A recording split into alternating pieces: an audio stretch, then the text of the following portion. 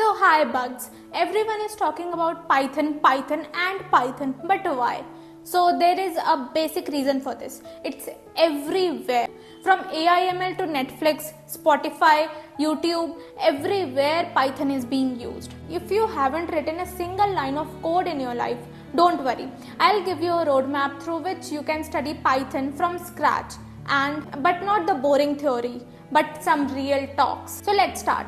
If you talk about Python, so first we have to understand what is coding. So coding is basically talking to the computers. And how do you talk to the computer? Through a language, like we are talking through a language, English. So similarly, we have different kind of languages through which we can talk to the computer. For example, we have C++, Java, C and Python, Golang, and there are many other languages. So let's talk about the origin of Python. There was a person, Guido van Rossum, in 1980s. He was getting frustrated from the difficult coding languages like C and other. So he started creating his own language which is more similar to English, and he came out of with Python. Python is so easy language, and the best part is you can start right now from this video. Why Python now in 2025? What is the use? What is the need? So as I told, it's everywhere. So you need to learn it. If you are going into the engineering field, you should definitely learn Python, AI, ML, because in next many years, these things gonna boom like anything. So please start learning Python and AIML. Even I'll be putting up videos related to Python, AIML, because I'll be also learning these things and uploading for you guys. Even I have to sustain in this environment, and I have to make my career growth and all those things. So I have to learn things which are coming into the market, and you can learn with me. So please like, share and subscribe for that. So some people say Python is dead. Some people say Python is slow. And it is true, Python is slow, and there is a important reason behind that. Python is an interpreted language, and C++, Java, these are compiled language. So let's talk about what is interpreted and what is compiled. So interpreted, I'll give you an example. So this is a book.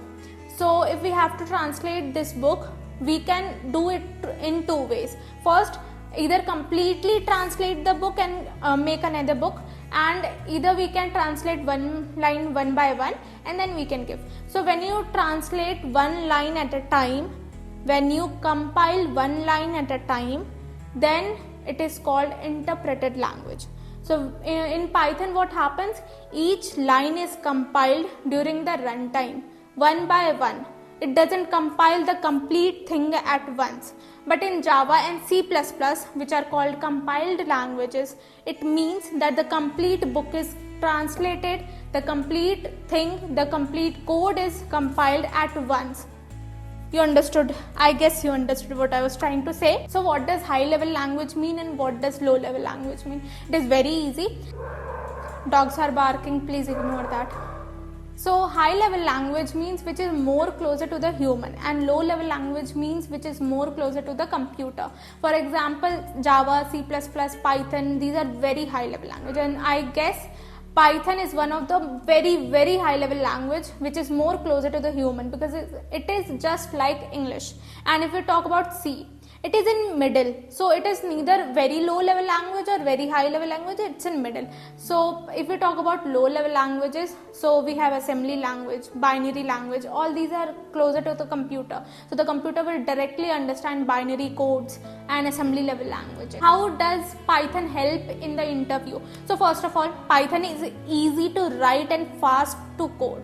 So if you have to type, here is the Java code for the palindrome and here is the Python code for the palindrome. So you can see how many lines are used in Python and how many lines are used in Java. So you can type faster in Python. During the online assessment which is done by the companies, they sometimes consider the person who completed faster with more number of test cases passing and all those things. I would say while coding in online test and all those things, prefer Python. It is easy, fast, and you can debug fastly because you have to take care of indentation, that is true, but debugging is easier in Python in case of online test or anywhere. As I told you, it compiles one by one line at a time. So in VS Code and all those places you can find the error easily as compared to Java and C++. So Python has a lot of built-in functions which are very useful. It will make your coding easier and faster. If you learn Python, so one more benefit is there. If you have less time and you have to prepare for your interviews, so if you learn Java, then when you switch to web development, you have to learn JavaScript, CSS and all those things. But if you are learning Python, then you can directly switch to Django. Django framework is completely based on Python, so it will be very easy for you to start with web development after completing your DSA and Python basics.